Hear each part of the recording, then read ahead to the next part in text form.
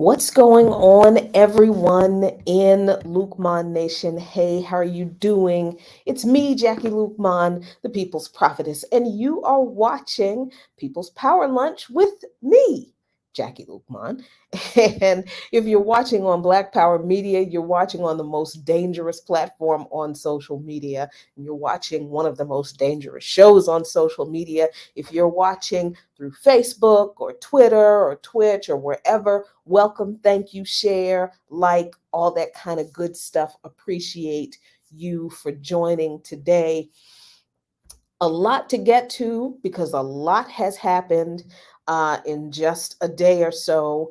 Yet another hearing that the House Select Committee on the investigation of January 6th has held. And once again, more was revealed that was very, very important. We're going to get to that. But before we do, folks, y'all hanging out, filing into the lunchroom.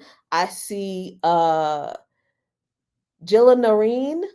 I hope I pronounced that correctly. And thank you for becoming a new member. Welcome, welcome, welcome. Lene, what's going on? Good to see you, Comrade P. Deborah Rodriguez, Eugene Mason, Devin Dean, Savvy Sav, Big Teal, Prester John, Nwadi, Lisa Catlett. That's right. Come on in the lunchroom.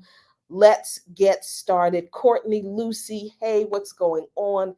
Very good to see y'all. One of these days, they're going to fix this light in here so it doesn't look like I'm in a dungeon, but I'm literally like in one of the conference rooms in the Sputnik studios, hence the weird, freaky yellow color, orangey color in the background.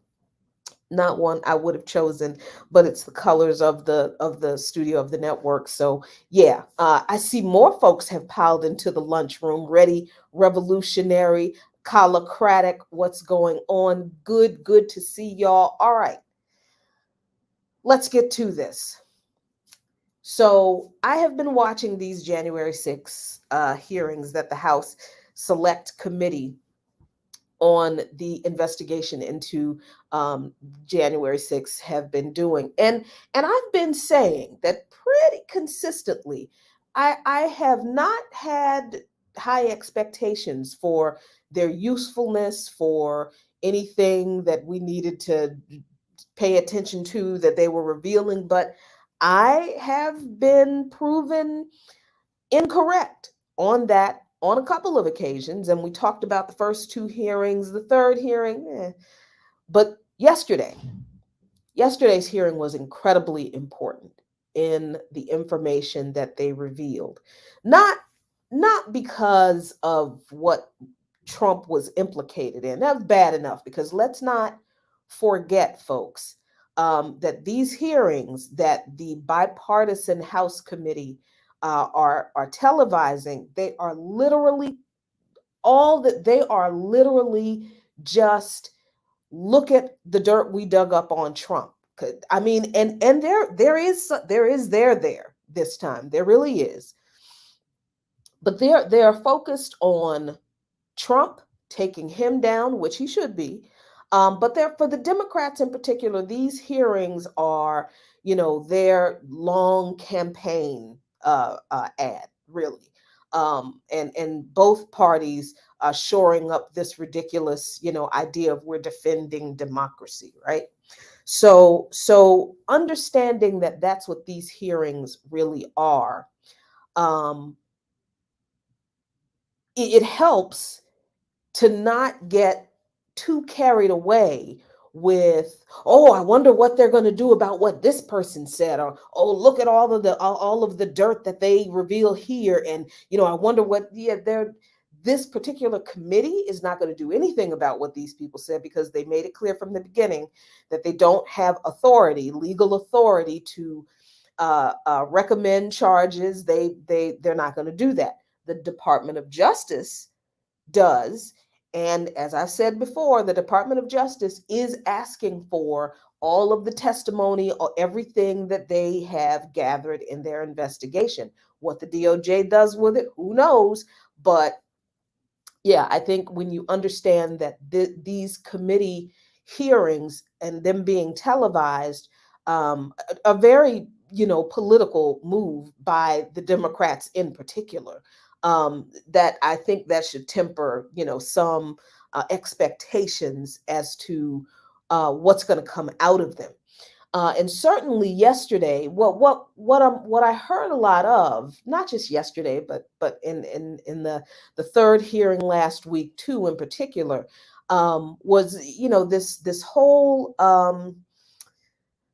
propping up of this idea of we have to save American democracy, and democracy was threatened, and this group of people, even Republicans, even Trump supporting Republicans, cared about democracy more than they cared about Trump. And that is also a bunch of political cynical drivel being trotted out and supported by the Democratic Party. Because remember, Nancy Pelosi was the one who said she wanted a strong Republican Party. She just didn't want a Trump Republican Party. So, the Democrats are embracing this, rah rah patriotism. We love America. We have to stand up for the Constitution. We have to defend the democracy and the government and all this kind of bullshit, because they're going to wrap their calls for more policing, and more police surveillance and more state surveillance up in the patriotism that they are just throwing up all over the place in these hearings. That's coming, I'm telling you.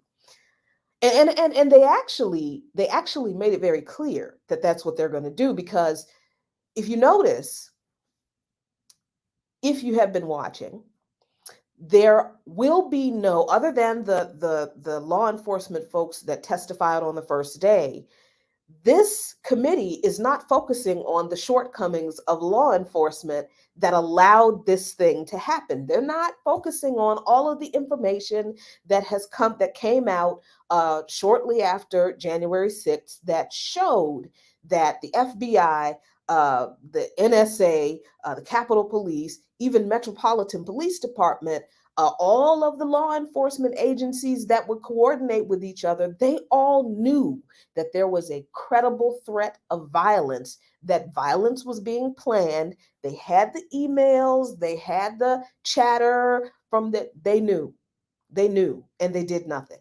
This committee is not investigating law enforcement for that. They made that clear on the first day. So, I mean, of course, they're not going to investigate the very people they're going to start shoveling even more money to, right? Yeah.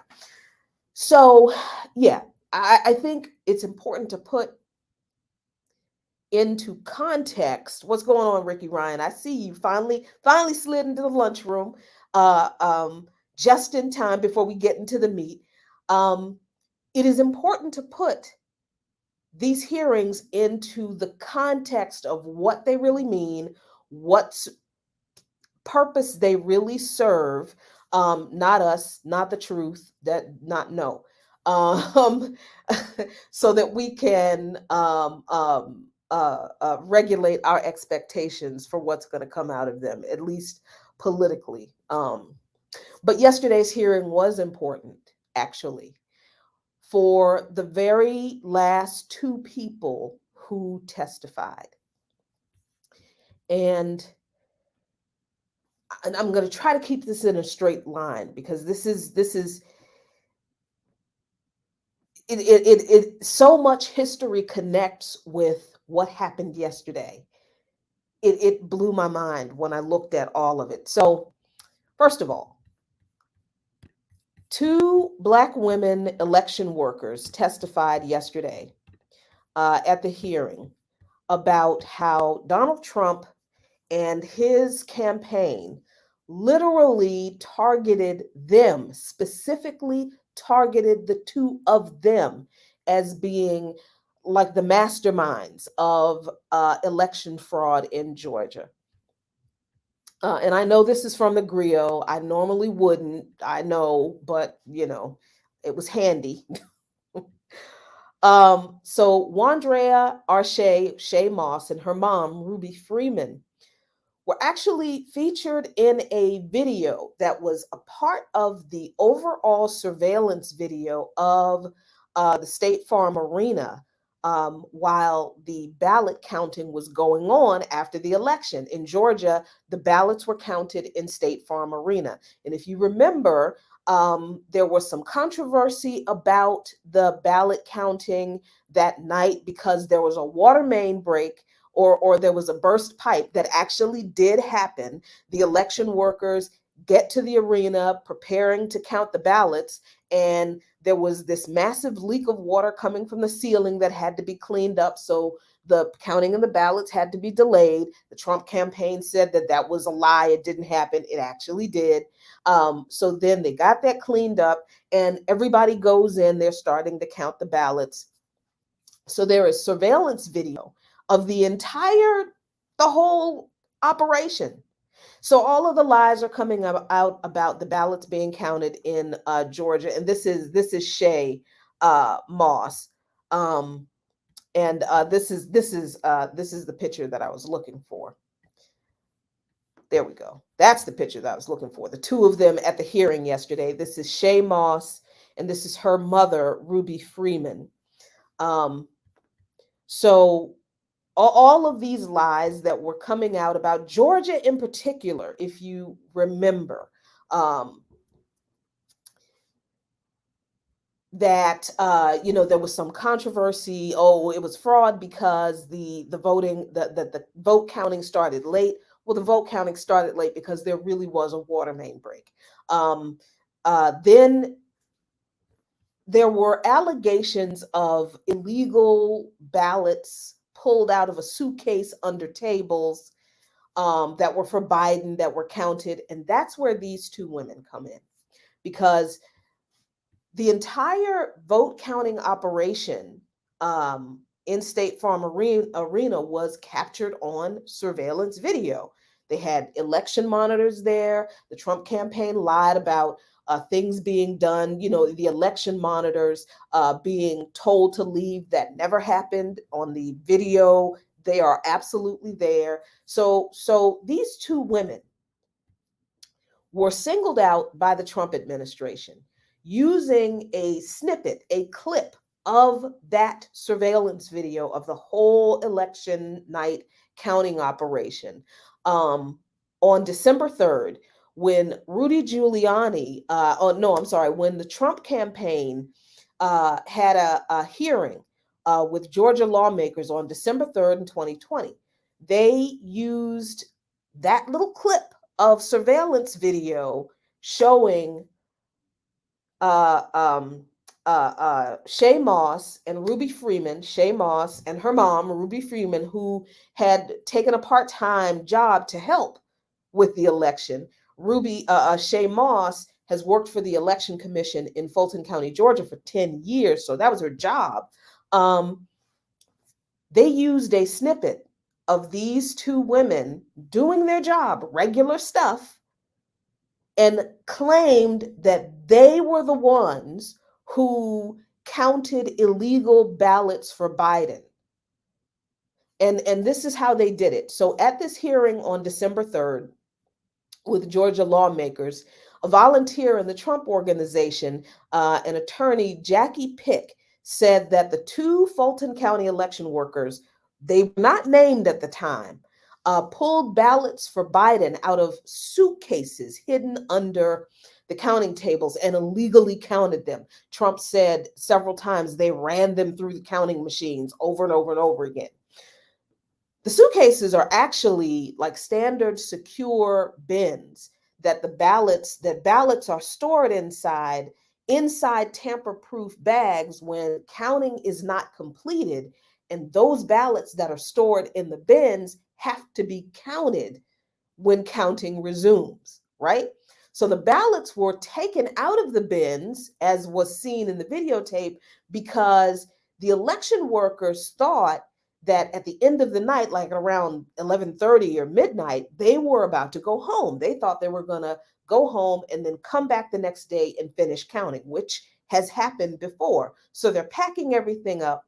They put the ballots that had not been counted in the secure, tamper proof bag, and then they put the bag of uncounted ballots in the secure bin underneath the counting table with the expectation they're going to go home. They get word from the Secretary of State that nope, we're not stopping. We're going to work through the night. We're going to keep counting. So everybody has to take all their stuff out. And in the larger video, in the investigation into these allegations, in the whole video, you see people like putting their coats on and getting their lunch bags and getting ready to go home. And then you see an election worker come in, and you can see like his posture is like, I don't even want to tell these people that they are not going home, but he does tell them, we're not leaving. We have to finish counting. Keep going. So at that point, that is the point at which the uncounted ballots are taken out of the bin so that they can then be counted. And they are run through the machine more than once, the counting machine more than once for accuracy. The investigation proved that the allegations of fraud in Georgia were absolutely false. And even the Republicans in Georgia, I'll give them credit for this much, but this is it. Even the Republicans in Georgia admitted that there was no basis for these allegations. None of that mattered to Trump and his team. So Jackie Pick at that December 30th hearing identified the two women as the lady with the blonde braids, which is Shay Moss, and the older woman with the name of Ruby on her shirt, and that was her mom, Ruby Freeman. And Ruby wore this signature T-shirt with Lady Ruby on it because that's the name people knew her by in her community, and have been calling her Lady Ruby because she is a women's clothing store owner that caters to women with particular tastes, right? So she's beloved in her community. They call her, like, excuse me, Lady Ruby. She has these T-shirts in every color with the name Lady Ruby on them. So that's how Jackie Pick identified these people. Didn't name them, but that's how she identified them in this December 3rd hearing. Then the next week, in another hearing, Rudy Giuliani names them. These two Black women, out of all of the election workers there, they picked these two Black women, and Rudy Giuliani names them in a hearing in the next week on December 10th as he's showing the clip of the video of them retrieving the uncounted ballots, going back to work to continue counting, but accusing them of uh, election fraud, calling them crooks who obviously stole votes, is what he said. He falsely claimed that the video showed that the women were engaging in surreptitious illegal activity and that they were, get this, acting suspiciously like drug dealers passing out dope. That's what Rudy Giuliani said about these two Black women election workers in Georgia after he called their names out in this hearing. Then, in a telephone call with Brad Raffensperger, who was the Georgia Secretary of State at the time in January 2021, Donald Trump repeatedly called these two women's names on that call as he is demanding that Raffensperger find 11,800 votes to overturn the 11,000 votes that he accused these two women of illegally counting for Biden. He called Ruby Freeman's name in this call 18 times, calling her a known political operative, accusing her and her daughter of fraud, calling them professional vote scammers and hustlers. Donald Trump said this about these women in this call with Brad Raffensperger.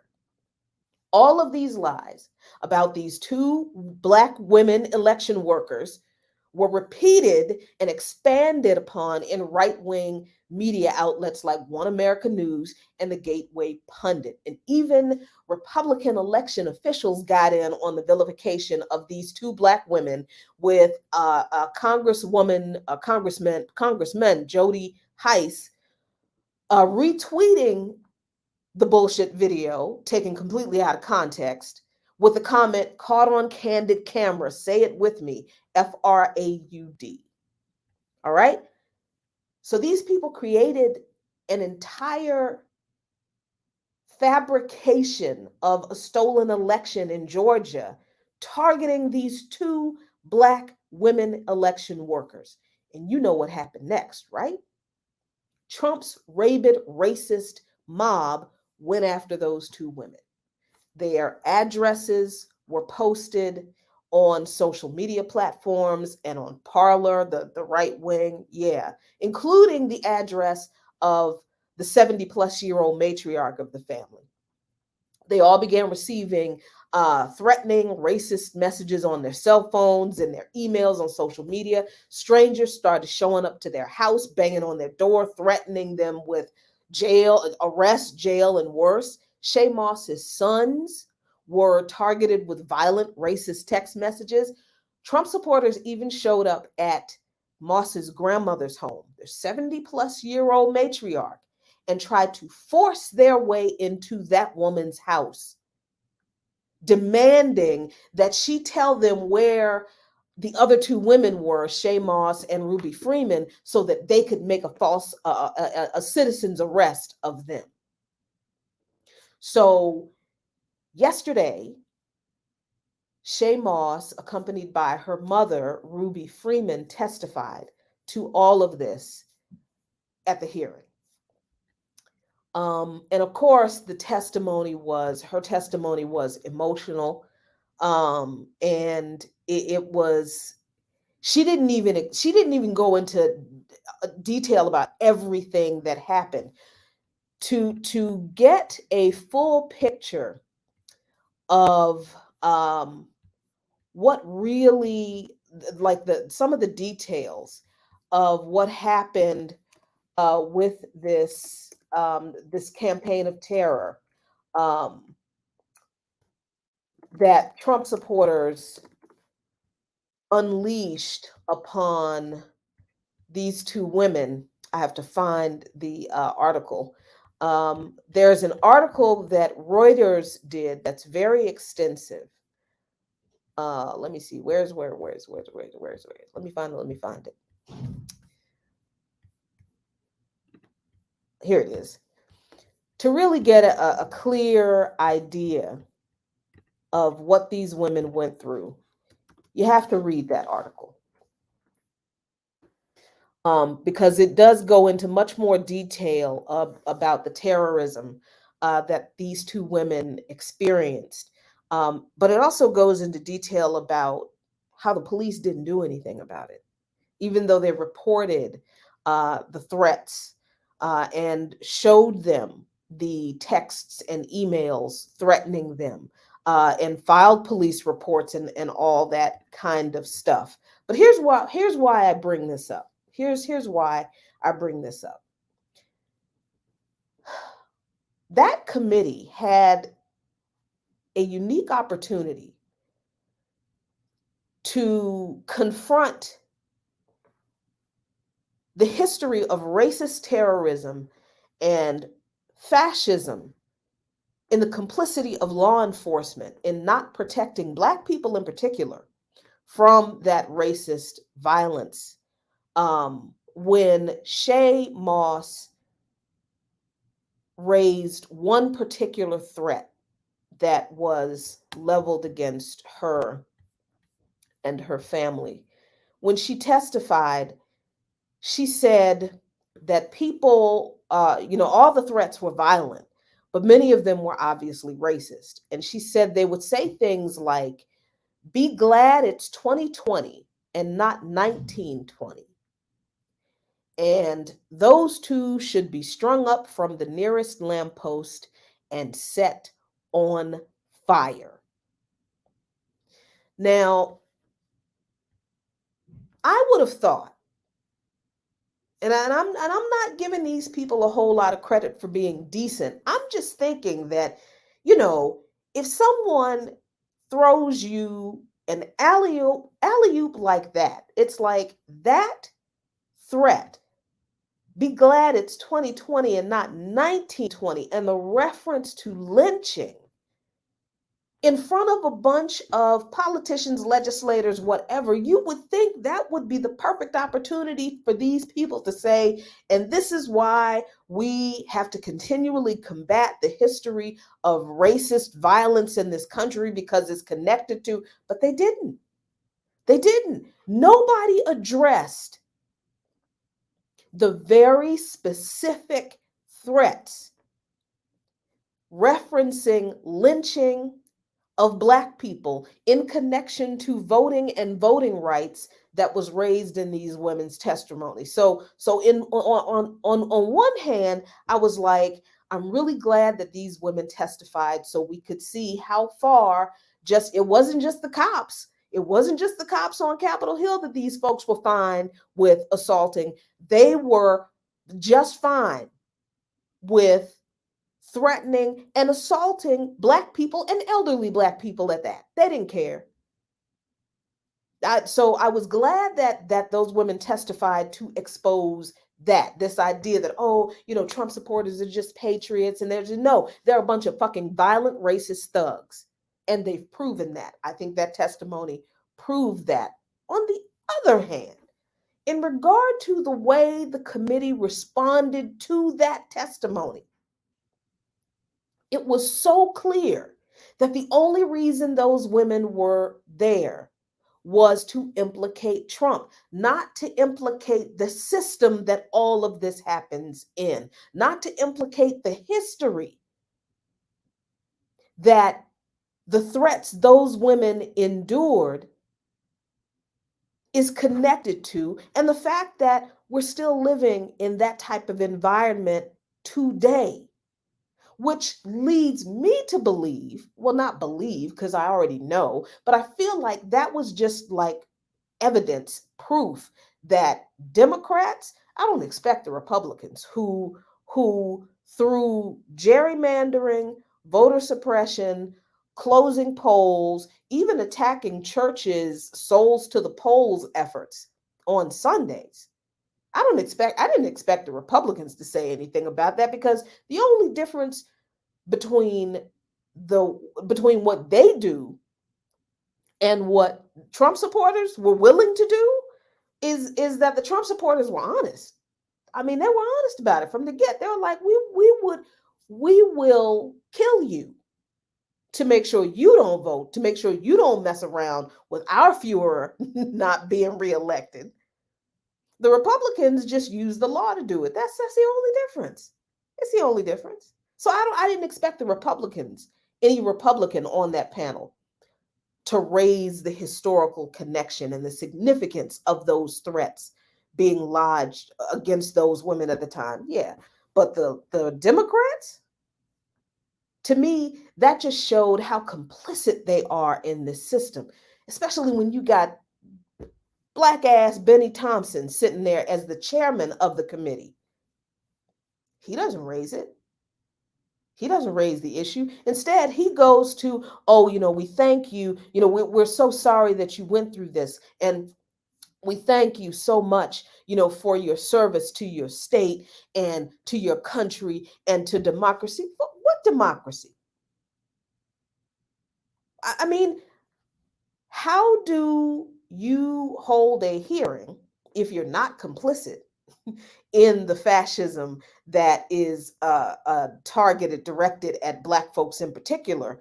How do you not respond to the same kind of racist threats being lodged at Black people in 2022 that were carried out against Black people in 1920?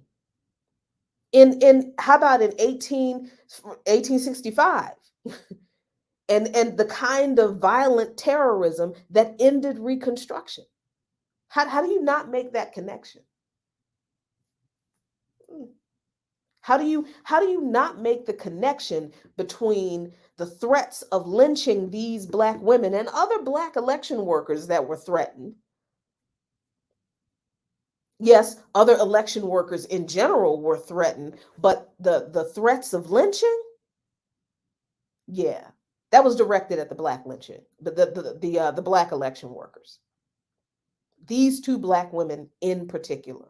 How do you not connect the threat of lynching with the violence of Red Summer 1919? How do you not connect the threat of lynching that these women endured, the racist terrorism that these women endured, with the long history of lynching after 1919, from through the 20s, 30s, 40s, 50s? How do you not make that connection? And you're sitting there, an elected official.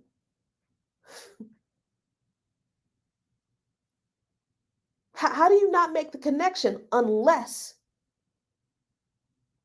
you're not interested in interrogating and confronting the fascism and the racism that this very system is built on? Because there's no way that this system cannot be built on the very things these women experienced if it happened exactly this way in history, and it's happening exactly this way now. The only difference is those women found a way to survive.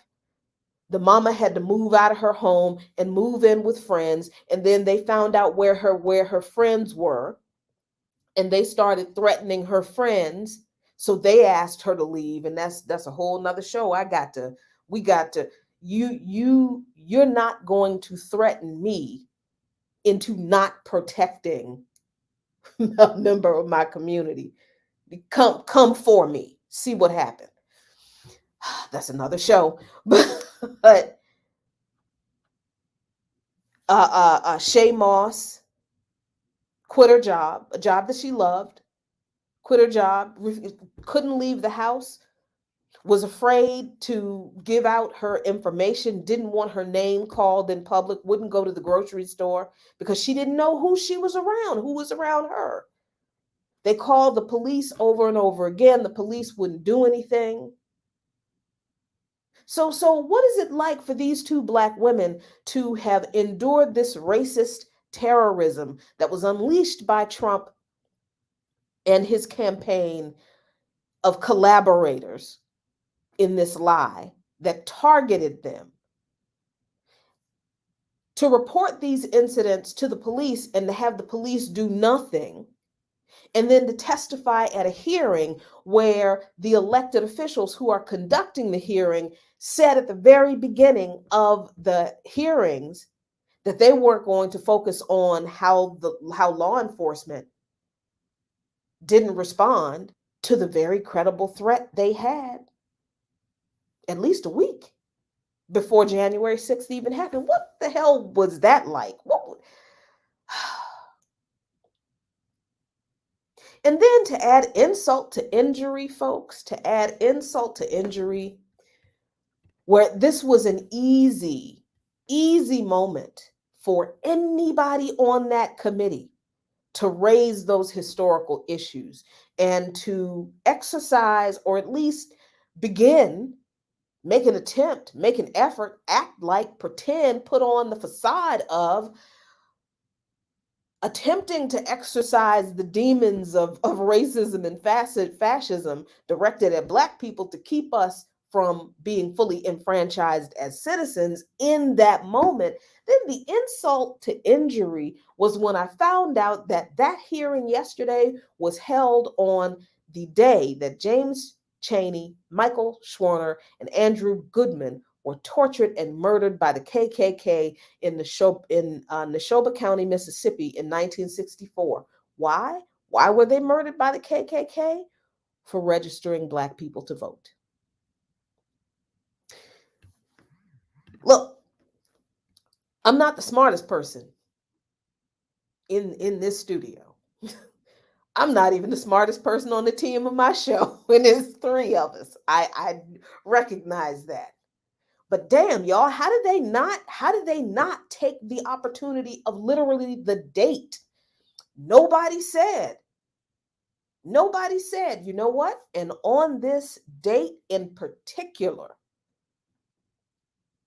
we have to redouble our efforts to ensure that people are not continue to be subjected to violations of their person, their humanity, their safety in the pursuit of their exercising their right to vote and participate in the electoral. No, these smart people with the degrees and the six-figure salaries and the cushy offices and the lifetime pensions that you and I pay for and the free health care that you and I pay for, they couldn't even be bothered to look up the damn date that they held the hearing on, that these two Black women came and testified about the racial terrorism that they endured because of Donald Trump and his lies about a stolen election. They couldn't even bother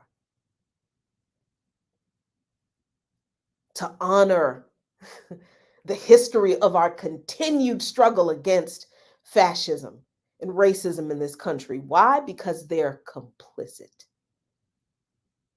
They're complicit.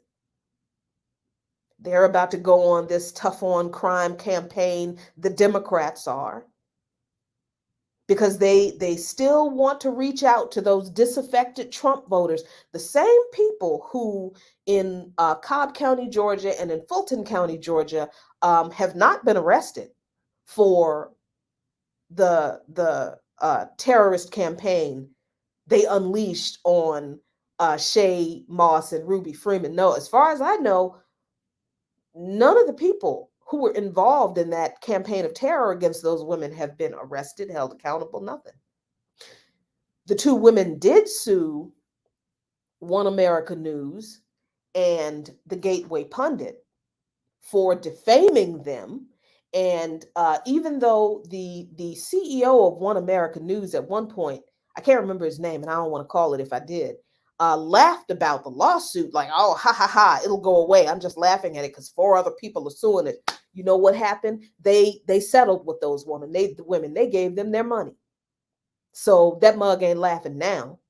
And the amount of money was undisclosed. Unfortunately, it was not enough to bankrupt those bastards, but the lawsuits were settled with One America News and the Gateway Pundit. I don't know if they issued any retractions or apologies. I'm sure they didn't. It wouldn't make any difference, but I certainly hope that the amount of money those women got makes it possible for them and every single person in their families to never work again a day in their fucking lives, because they deserve it.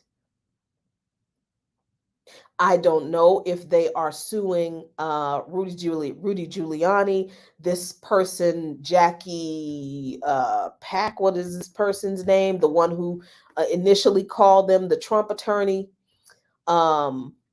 Jackie Pick. I don't know if they're suing them. I don't know if they're suing Donald Trump and everybody who was involved in defaming them and making them the target of this campaign of lies. I hope they do, but I don't know if they are. Excuse me. I do know that the two women are still basically in hiding. Excuse me. Because they are afraid, for their lives. And it was very difficult for them to come to the hearing. And in the videotape testimony that Ruby Freeman gave,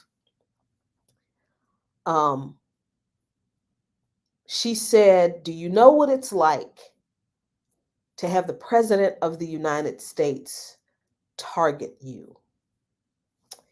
Yeah, we do, Mrs. Freeman. That's the thing. And I'm not going to criticize these women for believing in a system that has never ever in its existence believed in us, because it was never ever in its creation created for us.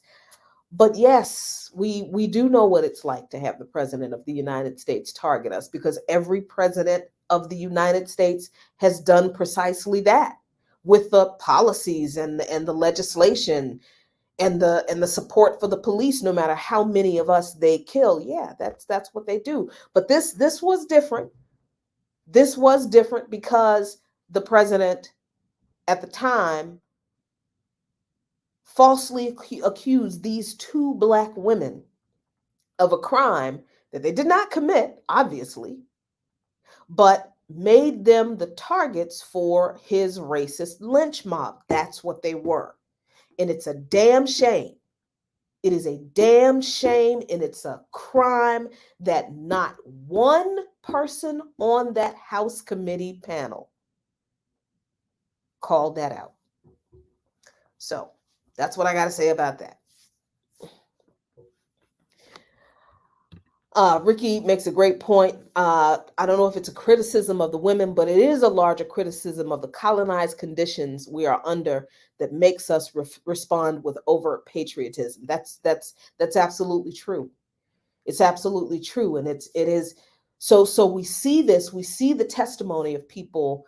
We see the testimony of Ruby Freeman, and she said, I'm an American. It's like, Miss Freeman, I love you. I struggle for your safety. I don't just pray for your safety. I struggle for your safety. I want your safety. I actively work for your safety. But I want you and your daughter and your family to realize that you're not an American, because if you were, you would not have been subjected to the terrorism that you were subjected to. Yeah. All right. So Monday, I did a stream and we were talking about something. I don't know what the hell we were talking about anymore, but we were talking about slavery, and there were comments made about all of the Africans who were complicit in the slave trade, and how the Caribbean islands were plantations, and I didn't say anything about that. And, I need to be talking about all the Africans who sold other Africans into slavery.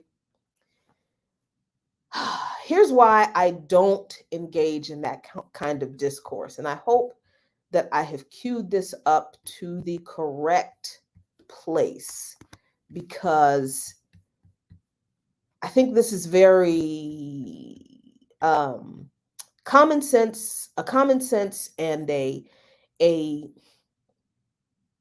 no nonsense way of looking at the relationship between colonizer and the colonized. Okay, I hope I got this in the right place. We fitting to find out, huh? Ain't we?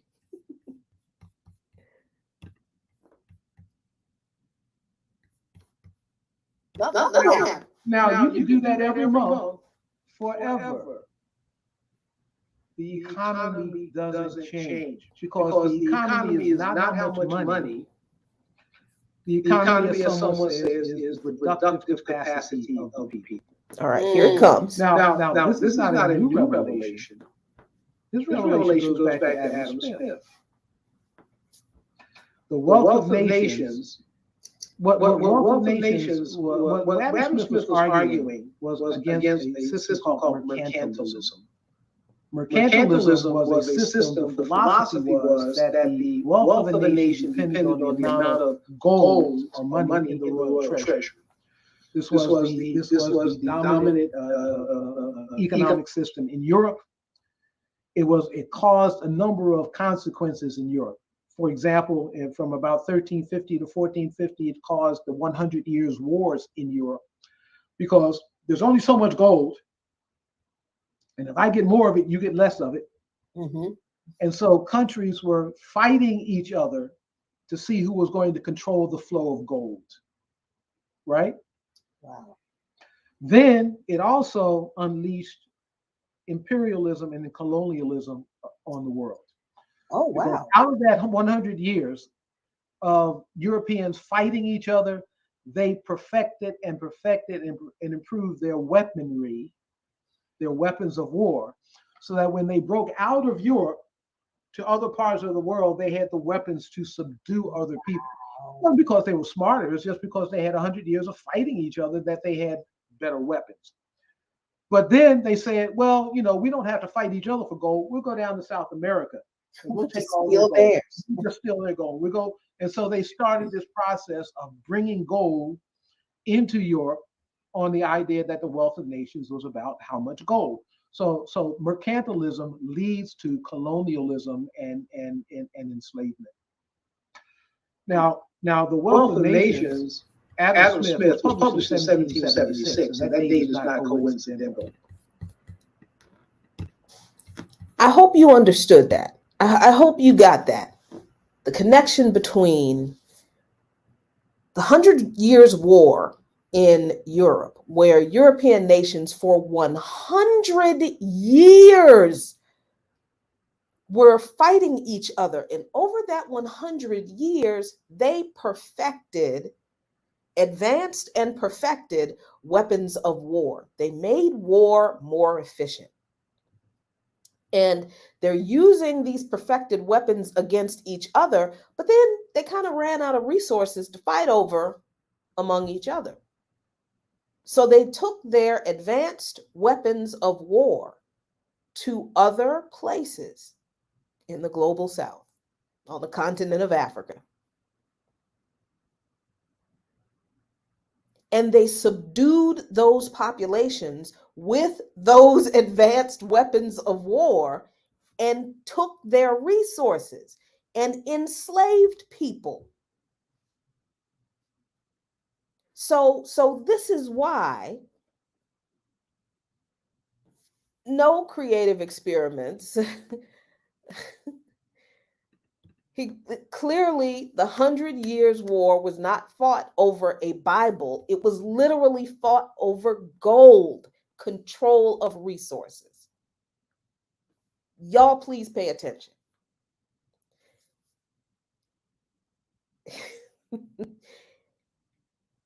Europeans were fighting each other over the little bit of resources they had in Europe, which wasn't a lot.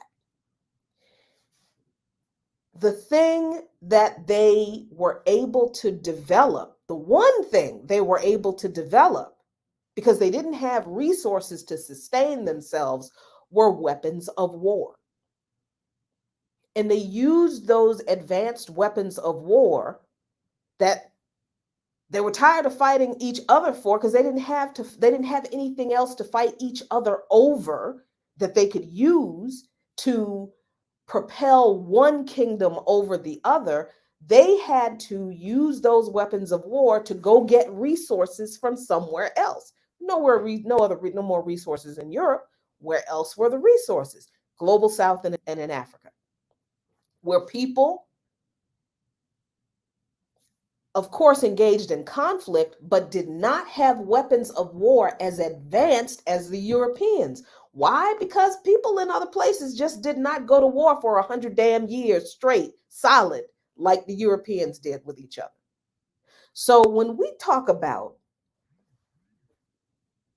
Africans selling Africans, and you know, plantations in the Caribbean, and we need to talk about that. We really need to understand the context in which European colonizers engaged with the people whose resources, whether material or human, they stole. These were not agreements of equal powers. These were not mutually beneficial agreements between the Europeans or the Portuguese and the people they were exploiting. What I mean, so imagine Europeans come to a coastal African kingdom. No yipper. Africans did not give them the gold. I'm literally sitting here telling y'all that everything was taken by force, by a militarily superior force. Lord have mercy. It's like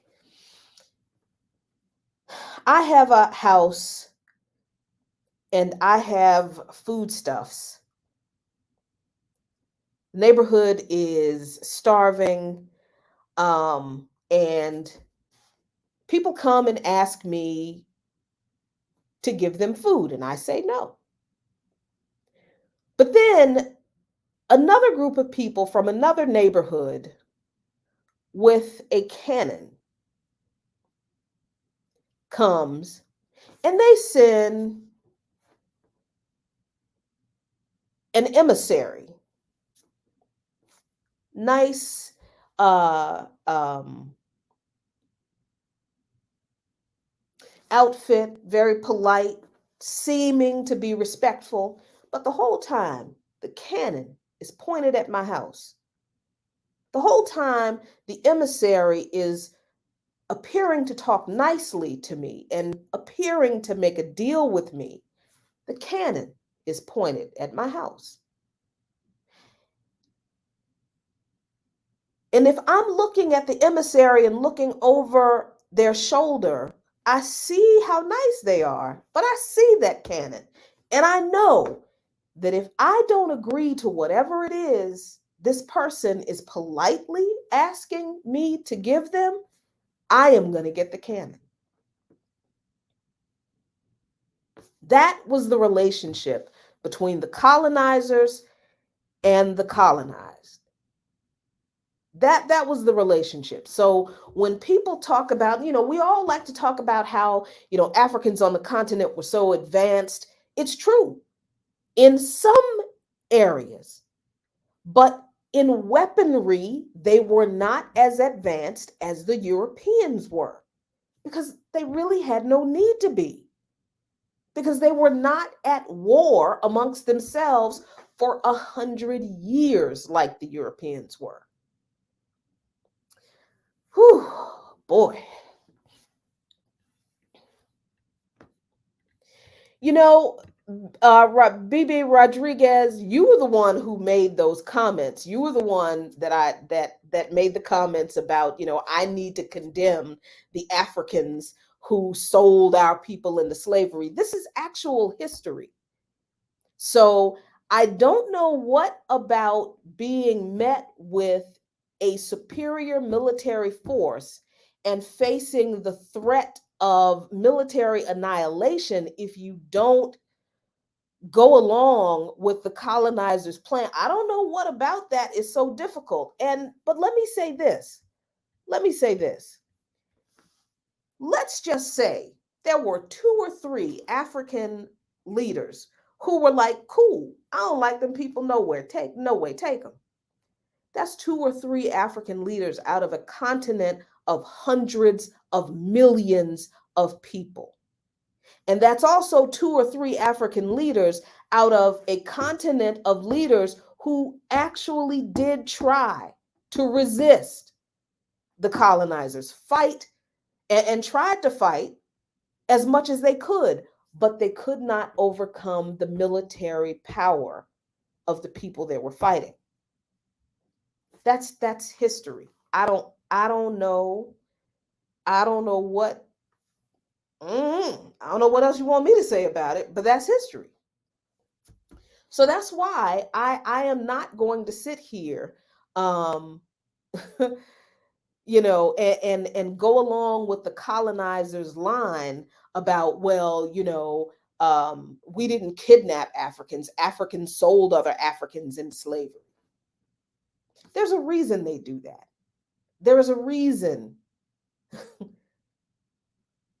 there's a reason they shift the responsibility off to the colonized, because they don't want to be identified as the colonizers.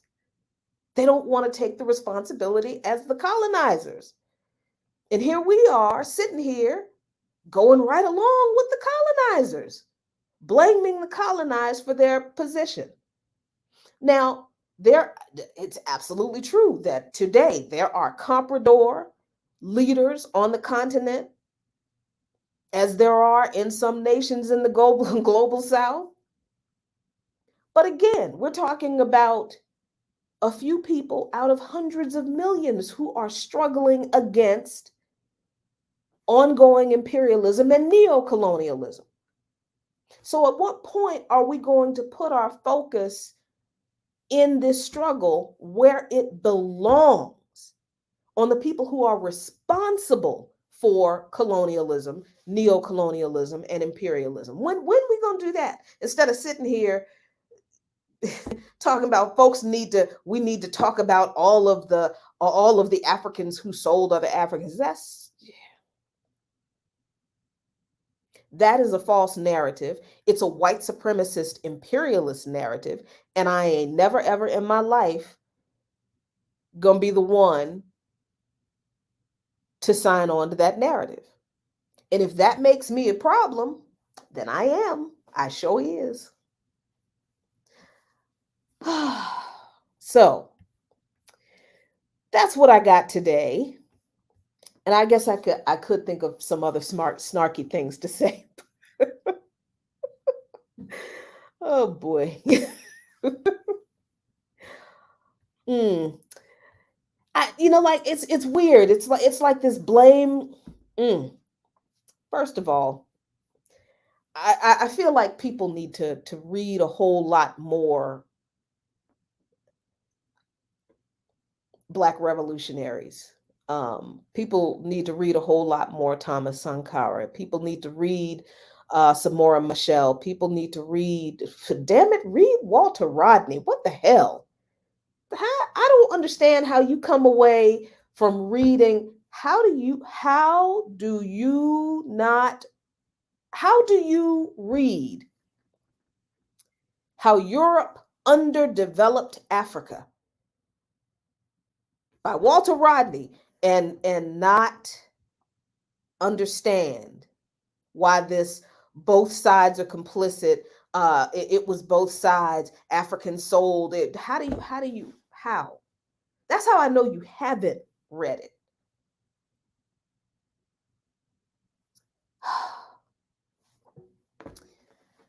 So yeah, I would implore people.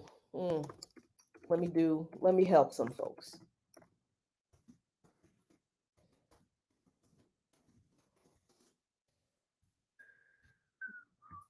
Oh, I'm not gonna give you the Amazon link. No, because we support workers here. Ugh. There you go. You can click on that link, and I like thrift books, or that's Abe Books also, but I also like thrift books. Abe Books, I think that's how you pronounce it, is a used bookseller. I dig them. They have a lot of titles that are hard to find sometimes. If you have never read How Europe Underdeveloped Africa by Walter Rodney, before you open your mouth ever again talking about what Africans did or did not do in regard to the human trafficking crime against humanity, you need to go buy and read that book. Then come back and tell me what you got to say about what Africans did and did not do. Oh, Jesus Christ. Anyway, all right, folks. That's today's People's Power Lunch with Jackie Lupman. I'm going to keep the rest of my snarky comments to myself because I need to go eat lunch. I need to get better at eating regular meals because I've gotten off that, and it's really bad for me because of the beans issue. So I need to be better with eating regular meals. So I'm gonna go grab something good to eat. And I have my water. I'm going to drink my water. I hope you were drinking your water. I hope you had something good to eat. I hope this lunch was filling and nutritious, and it left you with a good, full feeling. And today is, well, what is today? I don't know. I don't even know what today is anymore. Wednesday. Um, and I think maybe I might do another People's Power Lunch tomorrow. We'll see what's going on. Did you not see the link? I think yeah, Facebook is I was bad on Facebook, so I'm on a 31-hour ban. So if you're watching through Facebook, you probably didn't see it, but you can go to Abe Books, A-B like boy, ebooks.com, and just search for How Europe Underdeveloped Africa by Walter Rodney. There you go. Yes, Jose, this is a sort of regularly scheduled program, at least 2 or 3 days a week during the week at 1 o'clock p.m. Eastern Time. Um, Let me see before I go. Mm.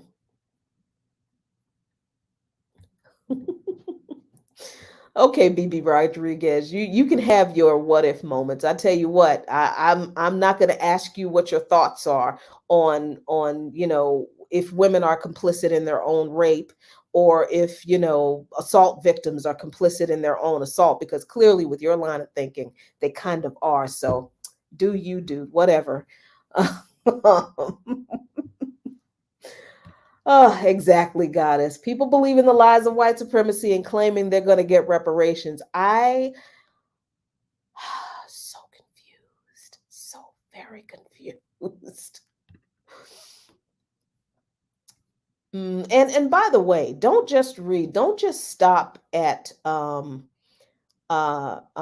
Europe underdeveloped Africa. Also read Groundings um, by Walter Rodney. Read everything by Walter Rodney. Read you some Thomas Sankara, everyone. The speeches by Samora Machel. Read about Claudia Jones.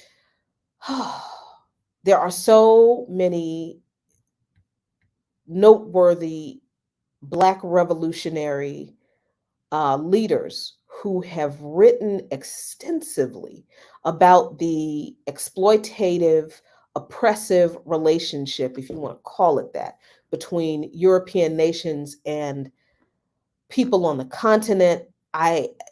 The only way people are confused about the nature of that relationship is that they have never read anything those people have written and literally don't care about anything those people have said. So Prester John said, also support SO1 Books, a small Black owned bookseller with insanely incredible titles.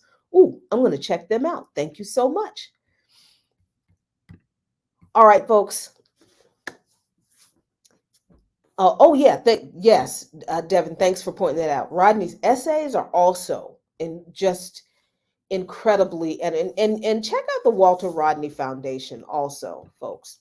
Let me give you that too.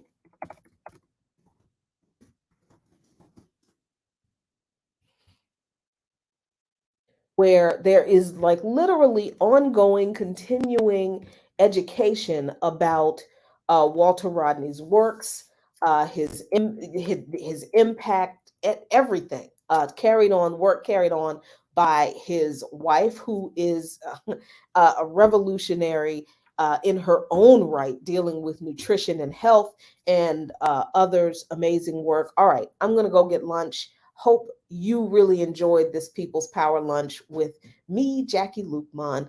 Tune in tomorrow, I think at 1 o'clock, and we'll chop it up over something else. Until then, a luta continua. The struggle continues. But Victoria acerta. Victory is certain. Take care, y'all. Peace.